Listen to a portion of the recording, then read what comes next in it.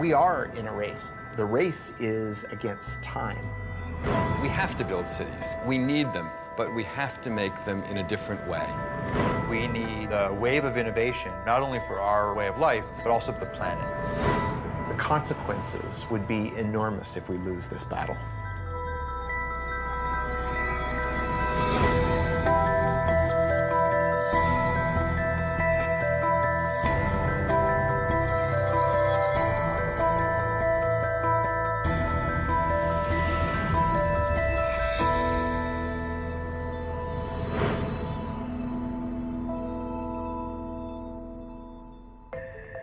I'm Thomas Getz, executive editor at Wired magazine. At Wired, we look at the innovators and innovations that are changing our world. In the next hour, we'll see 3 stories from acclaimed filmmakers about the future of energy. We'll explore cutting-edge innovations in how we drive, how we live, and in our first story, how we fuel our cars. They are all ideas that promise to shape the path to the world of 2050.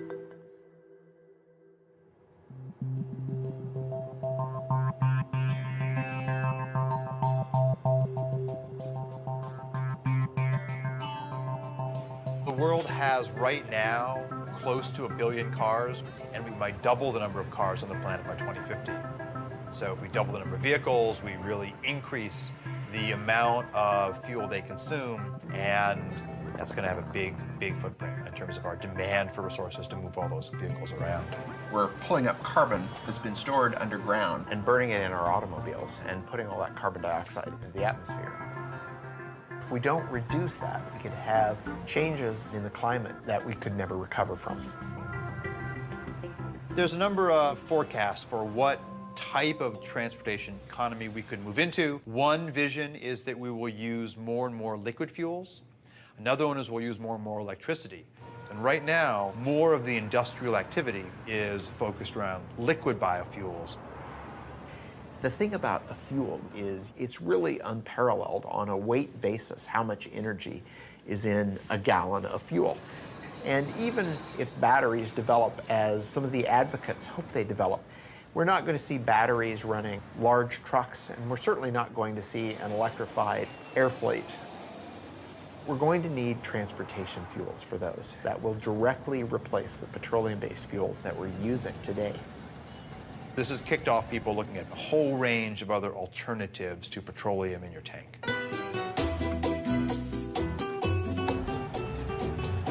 Commercial production of ethanol as fuel started in Brazil in 1975. When we started the ethanol program, nobody talked about reducing emissions. This was not an issue at that time. First, and most important, we didn't have money to buy oil anymore after the first oil shock. We were importers of oil. And today, more than 50% of all cars use ethanol instead of gasoline. Brazil made a very conscious choice to try to find a way to reduce their fossil fuel dependence, and they didn't have to look very far because Brazil's climate is ideal for growing sugarcane. When you have sugarcane plantation, you have only 2 things to make, sugar and ethanol. My family has been in sugarcane business since 1955. And about 30 years ago, I thought there is an opportunity to make more ethanol. And now we are producing 120,000 cubic meters of ethanol. Brazil today has very close to 400 sugar mills. The overall sales is $30 billion US dollars, and this number is increasing. If you look at how they make ethanol and how efficient the process is, it's really a model for all of us. They grind the plant up, extract the sugar from the cane. The sugar goes into these large fermentation tanks, which combines sugars together with yeast that naturally produces ethanol. They use the rest of the plant to generate heat to distill the ethanol and turn it into fuel. They also use that heat to generate electricity renewably, not putting excess carbon dioxide in the atmosphere. Brazil has gotten to a point today where they're using about 40% less petroleum than they would be otherwise. But Brazil cannot supply the whole world with ethanol because they would have to cut very strongly into food production and into critical natural areas like the Amazon to make that happen. And this really boils down to the fact that there's only so much arable land, and growing fuel for our gas tanks is yet another demand on that landscape. We cannot kid ourselves in thinking that we found a general solution for the world problems. I think we will have to face the world in this way today. We have no oil in very large quantities anymore. We have no coal transformed in a clean way. In the meantime, we have to do the best we can. And the best at the moment is that we can do biofuels. Sugarcane to ethanol is an incredibly efficient process. You get out about 7 times the energy you put into growing the sugarcane. In the US, when we produce ethanol from corn, for every unit of input of energy, we get about the same amount of energy out. So we're really not gaining anything. We need a better process. We don't have to take what nature's given us. We can actually engineer plants and yeast to be more efficient, and that's the basis for a lot of the work that we're doing now. What we need to look at, though, is which of the pathways that come out of this are not only good financially, but those that are also good in sustainability. And this equation is really wide open right now. We are in a race to develop fuels. The race isn't with other countries, the race is against time.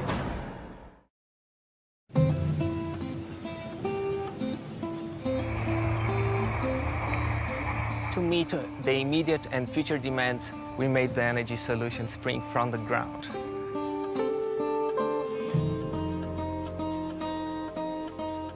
Brazil is the most efficient ethanol-producing country in the world.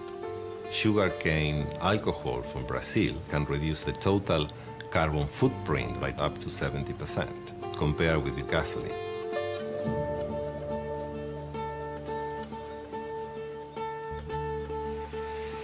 The biggest challenge for fuel providers and car manufacturers is to reduce CO2 emissions over the next 20 years. Demand for mobility will continue to grow. We believe that biofuels are very important because they help in an immediate way. All forms of fuel are going to be needed. Hydrocarbons, natural gas, biofuels, all of them are going to be part of the energy mix for the future of transportation.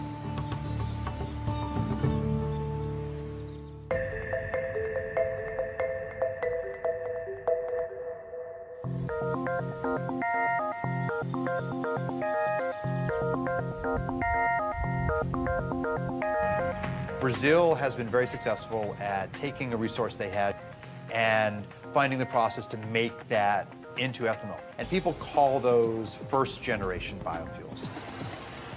We have lots of lab work around the world that are looking at the second generation. That's generally turning cellulosic material from, for example, weeds into biofuels. And the United States is very much at the forefront of the innovation part of the equation.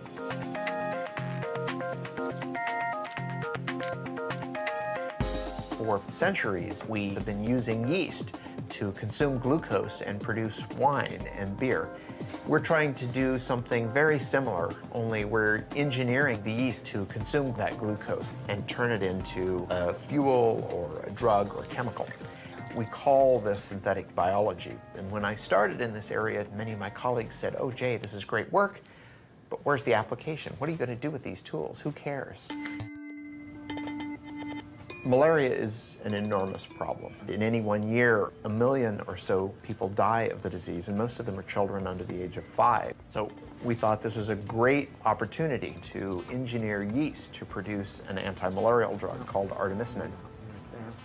This drug is derived from plants right now, but it's too expensive for people in the developing world. So my laboratory engineered yeast to produce small quantities of artemisinin.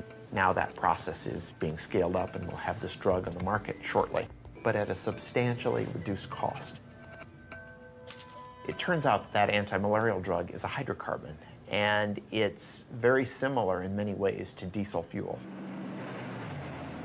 We thought, gosh, we could turn our attention now to fuels. We could make a few changes in that microbe to turn it into a fuel-producing microbe.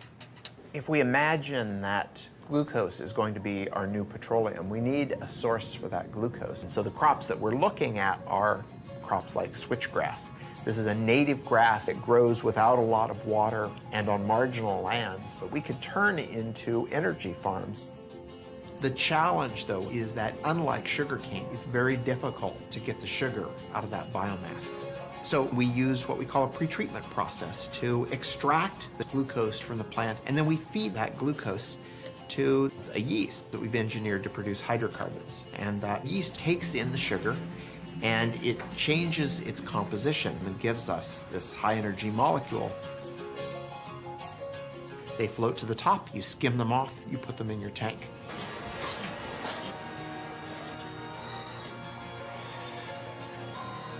But it takes a lot of work to get from that small test tube all the way up into the million-gallon tank. So we have to give it time, but I think that some of the discoveries that are happening might be applied by the end of the decade.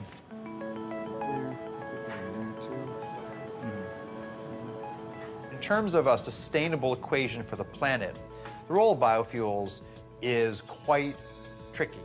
There are a variety of crops that do not compete directly with food, and finding ways to utilize those types of crops first, that's very attractive. So solving the science is part of the story, but then evaluating all of these new fuels in terms of the land use impacts that they could have, that is an even harder story than doing the good science. Imagine that you could have one process that could take in sunlight and carbon dioxide and turn it into fuel. And imagine if that didn't involve growing anything at all. The synthetic biologists are trying to take plants and make them do things that they wouldn't normally do. On the other hand, materials chemists like myself want to do artificial photosynthesis to improve on the process that nature does in real photosynthesis.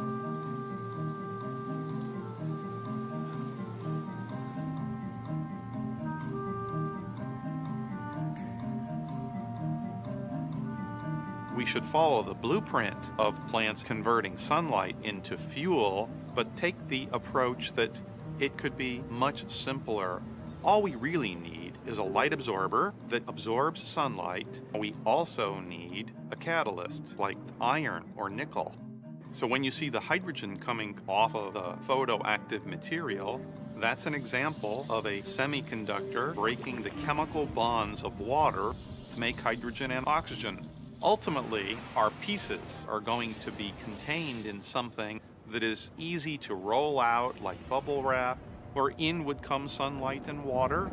You would vent the oxygen to the air, but the bottom would wick out your liquid or gaseous fuel that then you could collect and use for our cars and planes and storage.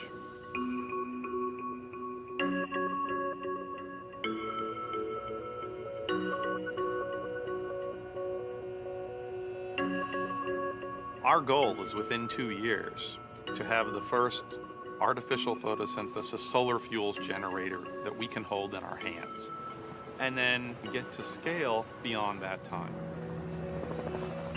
We're certainly not good at predicting the future, but to me, electric vehicles look like a sustainable option. We've heard proposals about things as far-fetched as nuclear-powered planes, and even some proposals to move freight around with lighter-than-air vehicles. And so, if the future in 2050 does include a fair amount of oil, what it means would be that we haven't deployed as many of these clean technologies as we already know are possible. If you think about how long it's taken for us to build up the petroleum industry, we can't hope to reverse that overnight. It's a huge change in our infrastructure. Yes, we should have been working on it 30 years ago. We didn't. We're trying to make up for that, and that means basic research needs to be done now and by as many people as possible. We have a long way to go, but I'm confident that we'll get there.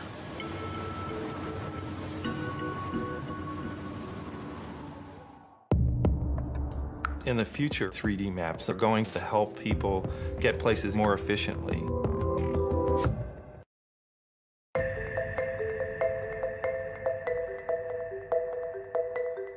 As we just saw, the race to produce cleaner energy is charging ahead. In the meantime, demand for cars continues to climb. By 2050, it's predicted there'll be 2 billion cars on the planet, and fuel consumption will have tripled. To keep pace, we'll have to radically change the way we drive. Here's our next story, Driven by Design.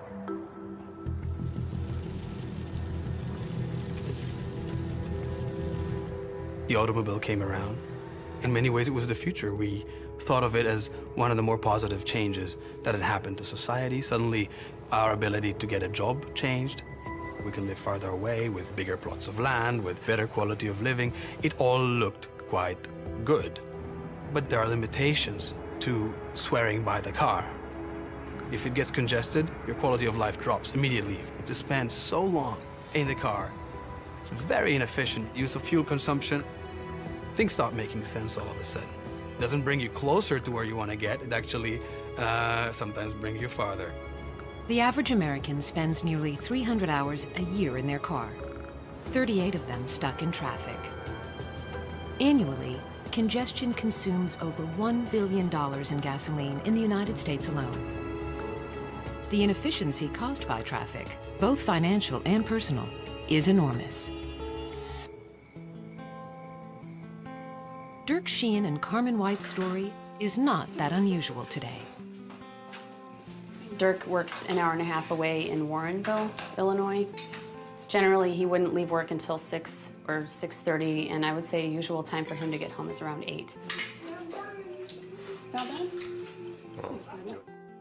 Usually when I wake up, I'm the only one up. Sometimes the kids wake up with my routine. More often than not, I don't see them in the morning. I think about my commute when I wake up. I check the traffic report, see if there's any delays. The worst case scenario, it takes me 2 hours to get to work. We are already so limited in the amount of time he can spend with the kids. And our expenses are crazy high. We are spending $400 a month on gas.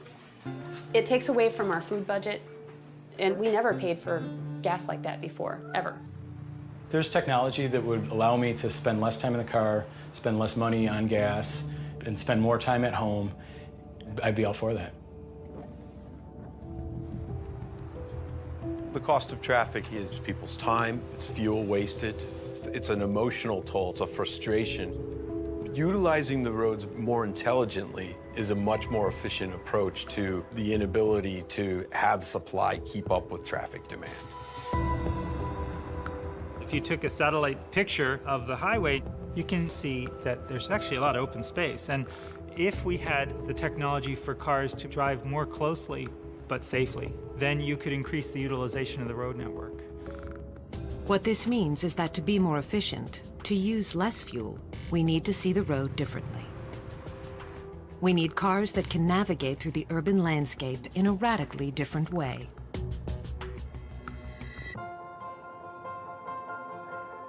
Maps in the future are going to be able to help people get places either more safely or more efficiently.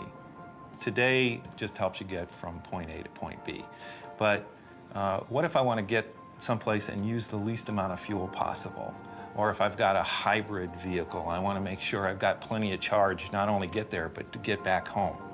So information that is going to help people achieve the more efficient or the safer route is more detailed information about the road than a lot of people realize is possible to collect today.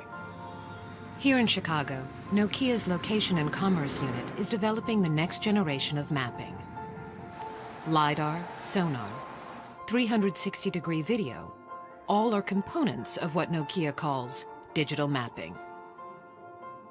We use 64 lasers that rotate and they collect data in a 3D way about the world. It creates what we call a point cloud of information. That point cloud allows us to measure distances then between the points that we collect. That system combined with the cameras, with higher precision location detection through inertial measurement units, that whole data system allows us to collect 1.3 million points of data per second. Probably within 2 to 3 years, you're going to see 3D maps that are going to integrate the traffic information into your routing to help you understand. If I've got 5 different routes to take, which one is the most efficient today, given the way the stoplights are running, given the way traffic is running? All of those factors are going to be taken into consideration to make sure I've got the best route. But better mapping that can integrate topography, infrastructure, and density is only part of the answer.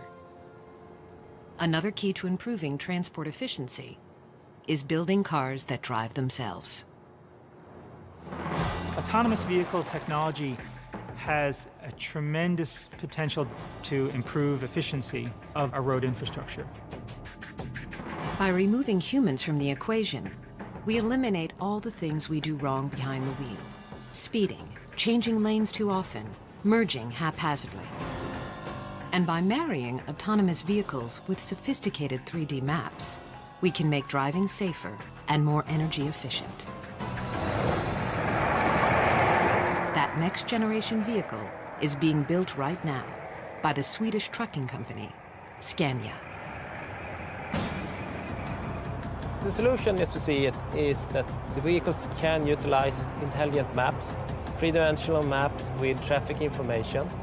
The vehicles will be intelligent and communicate with each other. They will talk to each other, they will talk to the infrastructure.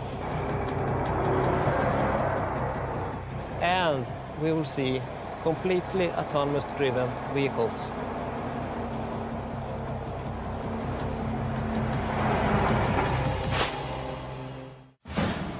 The goal was to have multiple robots and see if they could go 60 miles fully autonomously.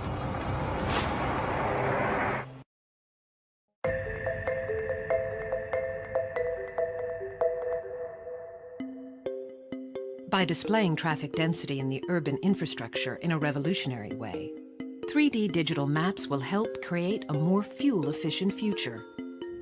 But these technologies are limited by the drivers who sit behind the wheel.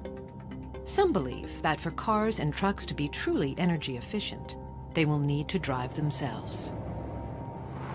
The technology is coming into play through sensors and capabilities for cars to drive autonomously. In 2006,